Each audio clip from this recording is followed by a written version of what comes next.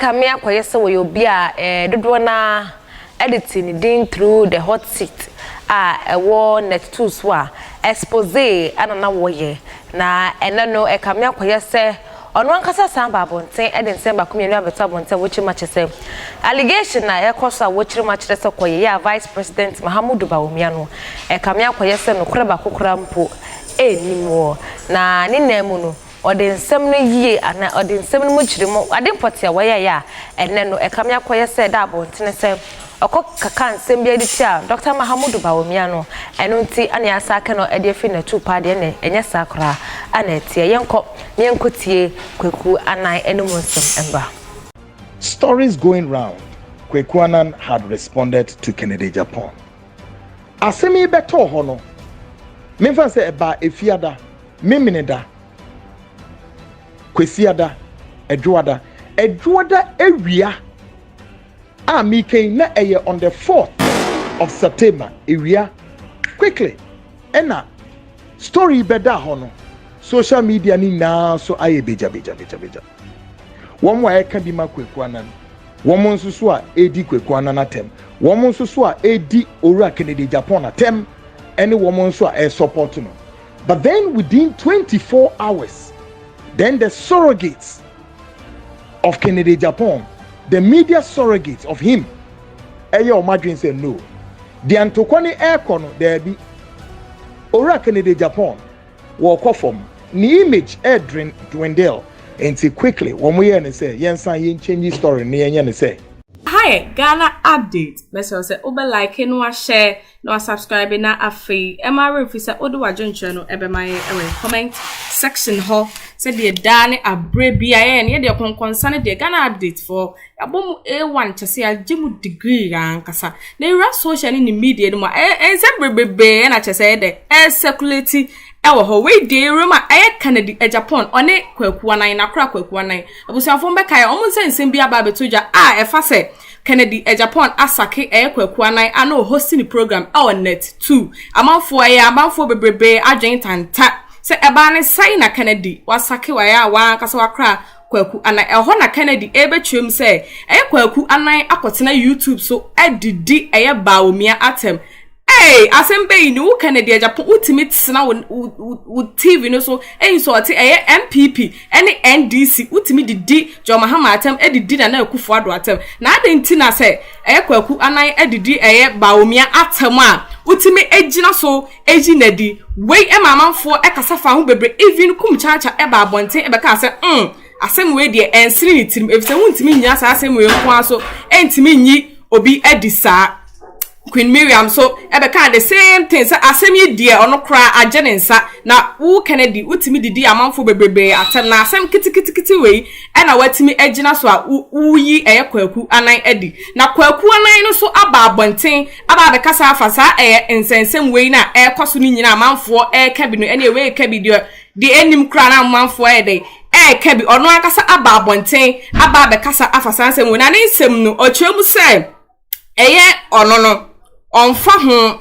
de obia de eka na wo Canada Agyapong no wo insult Mahama no wentimi anka ho hwe ba ono no insult Bawumia sabi odidi na tema eno de watimi agina so nadi ono de wanti obia case I was say how dare you and brofo no say how dare you me insult na entidie be na mo so amu just social media na mo keka de mo pe na munnim asem num na mo keka de mo pe moso munyim hu mfrim na asem we dey emfa obia ho ebusuafo we ni ensem a Kwaku Annan aba abonten aba bekasa afa ho yenkotie ensem a Kwaku Annan ebeka ye ni bimra.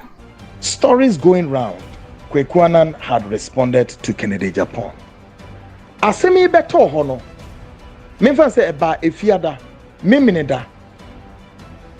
Kwesiada, edwoada ewia me came na on the 4th of September area quickly ena story beda hono social media ni na so aye beja wonwa eka bi ma Kwaku Annan wonmo nsusu a edi Kwaku Annan atem wonmo nsusu a edi owura Agyapong atem ene wonmo nsusu a support no but then within 24 hours Then the surrogates of Kennedy Agyapong, the media surrogates of him, Eyo Madrin said no.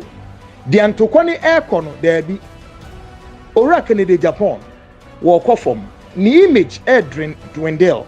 And say quickly, one way and say, Yensan yin change the story near and say, Kwaku Annan attack Kennedy Agyapong. Now, we be a winyasa story ni be share no. Ye be yachro, me yi stories ni be yachro. Me yi stories ni be edi yachro. But answer na me yi yachro mo no. Ye ninka yen share program no.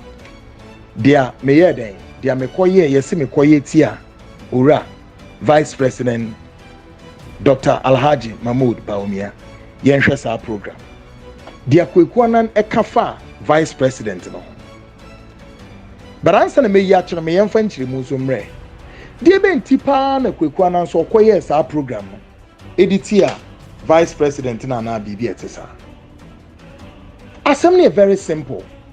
Na me kwasem ni obi a wonim Kwaku Annan say and no kwasem for close to 20 years amaba 20 years my journalistic practice e wo man mu no wonim say Kwaku meduma ye no say ya na akọ eya na bebre na o madwen o say because na wonni me but bebre na ye o madwen say jama Kwaku Annan oba na 2TV no e na sebe me de anoden kasa e de ba e pato na wonni me entide bia no asema me ka che Ghana say wonni me e wo sa akwan ne so a menye wadwen say na wonni me enye na tu na me baaye e na me di akukuduro e benya firi owura Kennedy Agyapong. That's a false so wonni mu a ma me nka nkyerɛ wo wo mu enimi say me di makukuduro nya akukuduro fun bi keke ana me ye me ho me masem bi keke na emom e akukuduro Nyankopɔn de amaye say ye mfa nya adwuma e ma o my Ghana enko nanim. Me pese wo hwɛ sa video, take a listen to the video. Botaye potia ema me de eye den eye sa video no hwe video yi na me ba me nsan be kire botaye. I have recordings of some of these ministers. Hey, ye di post man ko he ni fie ni je nko a omo to party anadwo onim so ontimi nya hwe wo ontimi nko ye hwe ye the Minister of Education man only what it takes to drive the ministry yet obekwa akoche ye de ne ko energy onim say energy no only expertise yet obekwa akoche. Why are we doing this? Me can not the nipa wo mo se fata say so e di post ma wo mo wo mo nim die e so mo ko na wo yen fema wo because only Godfather bi wa ban nim only Godfather bi a. This is what we have perpetuated against the consciousness of this country called Ghana. Onyankopon hu ye moboate me kan ne kro na kire wo e na wampe e na obuafu a ma obuafu I don't care. Me kan ne kro na kire wo e na obuafu e na wo so wo ye den a I don't care. I'll be here to do my job, services to God and mankind, and I don't lose anything. Maybe I make us answer me can and then the kreno will let me suffer consequences for it or thereof. Let it be, and let it be now. How dare you? You think I care? If I would say the truth and I'll suffer the consequence, I say, let it be and let it be now. How dare you? Ghana is for all of us. Don't tell me, say, I am attacking why Bawumia. How dare you? Muamugu social media. Masa, what people being for attacking why? Attacking why? When I'm attacking John Muhammad Munte. I will say, I attention TV, and so her, and an enemy, ebisi.